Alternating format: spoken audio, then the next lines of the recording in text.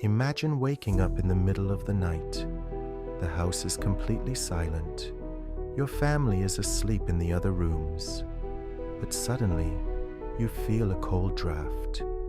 You open your eyes, and in the pitch black of your bedroom, you see a shape, a silhouette standing at the foot of your bed. He isn't moving. He is just watching you breathe. This isn't a nightmare.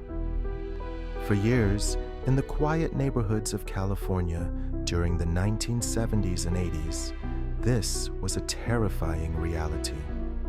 This is the story of a predator who transformed the safety of ordinary homes into a living hell. A man who studied his victims, learned their routines, and hunted them from the shadows. They called him the East Area Rapist, the original Night Stalker, and later, the Golden State Killer. But before he had a name, he was just a phantom, a monster that people thought was an urban legend, until they heard the scratches on their windows. It began in Sacramento County. The neighborhoods were peaceful, the kind of places where people left their doors unlocked and let their children play in the streets until sunset. But in the summer of 1976, that peace was shattered forever. The attacker didn't just choose victims at random. He was a stalker of unmatched patience.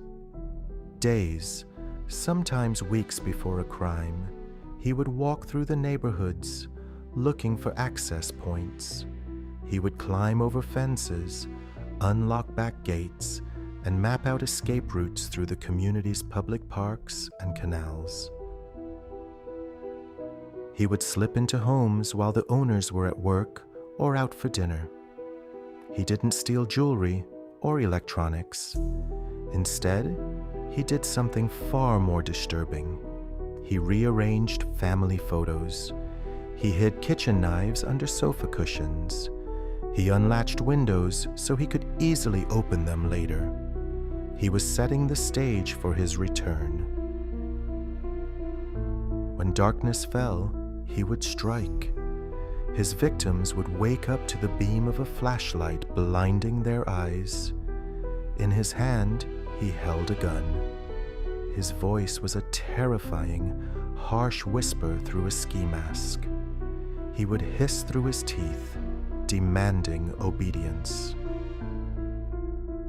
His methodology was uniquely cruel. If a couple was home, he would tie up the husband first. Then, he would place a stack of teacups or dishes on the husband's back.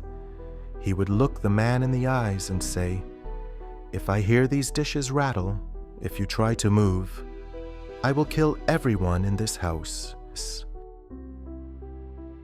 For hours, he would terrorize the home, walking into the kitchen to eat their food, drinking their soda, and then returning to the bedroom to commit his horrific acts. The psychological torture was calculated. He wanted them to know he had absolute control. As the months turned into years, the terror spread. The predator was evolving, and the police were completely powerless.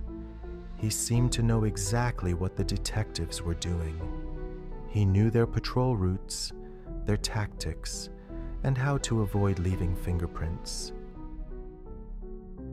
The fear in California became an epidemic. Hardware stores ran out of locks and deadbolts. Families bought guard dogs, and sales of shotguns skyrocketed. Neighbors began watching neighbors, terrified that the monster could be anyone. And then, the phantom moved. He went south to Southern California, and with the change of location came a terrifying escalation. He stopped just leaving his victims alive. He became a killer. Between 1979 and 1986, he struck again and again. Dr. Robert Offerman and Alexandria Manning, Lyman and Charlene Smith, Keith and Patrice Harrington, Manuela Witun, Janelle Cruz, couples and single women targeted in their own beds, murdered with absolute brutality. The police were dealing with a ghost. He would vanish into the night, leaving no trace behind except for the profound trauma of a terrified state.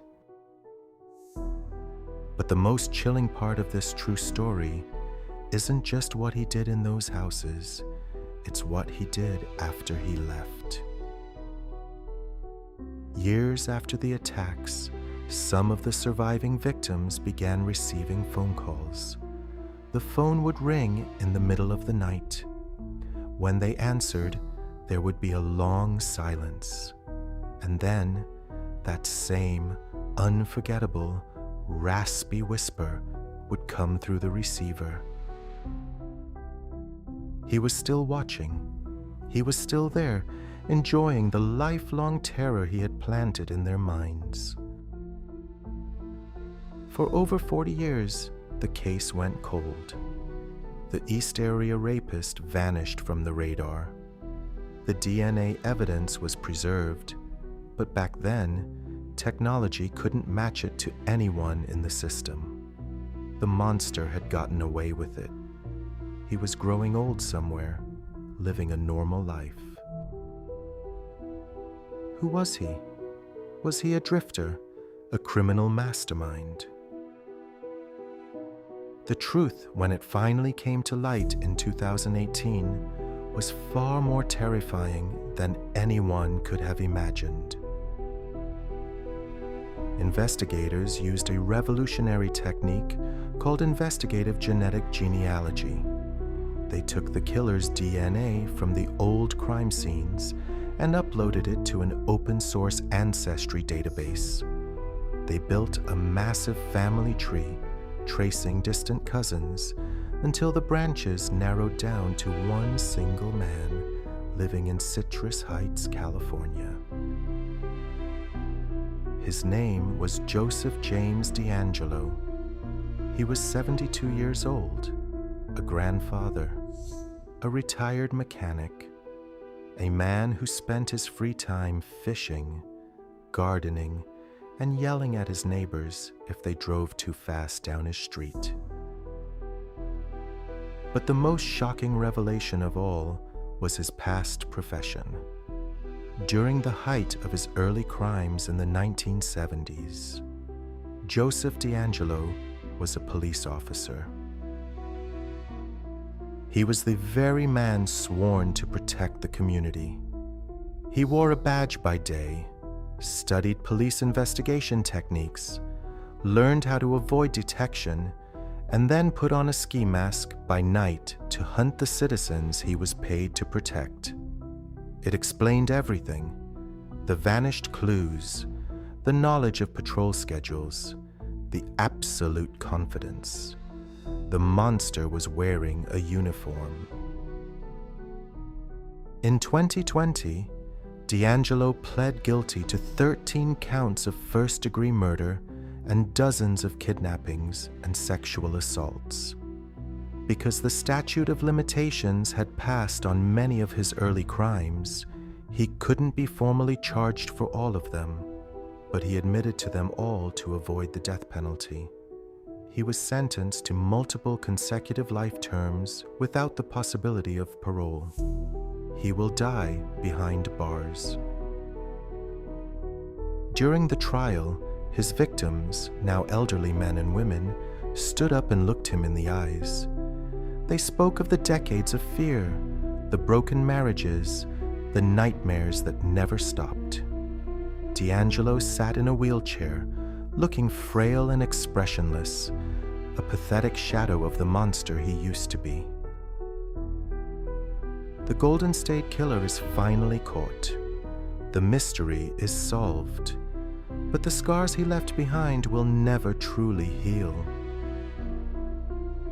This story reminds us of a terrifying truth about the world we live in. Monsters don't always look like monsters. They don't live in dark caves or deep forests. Sometimes they live right next door. They manicured their lawns, they wave at you in the morning, and they protect the town by day while waiting for the sun to go down. The next time you hear a strange sound outside your window in the dead of night, or the next time you find a door unlatched that you could have sworn you locked, don't just ignore it. Because you never truly know who is watching from the dark. Sleep well.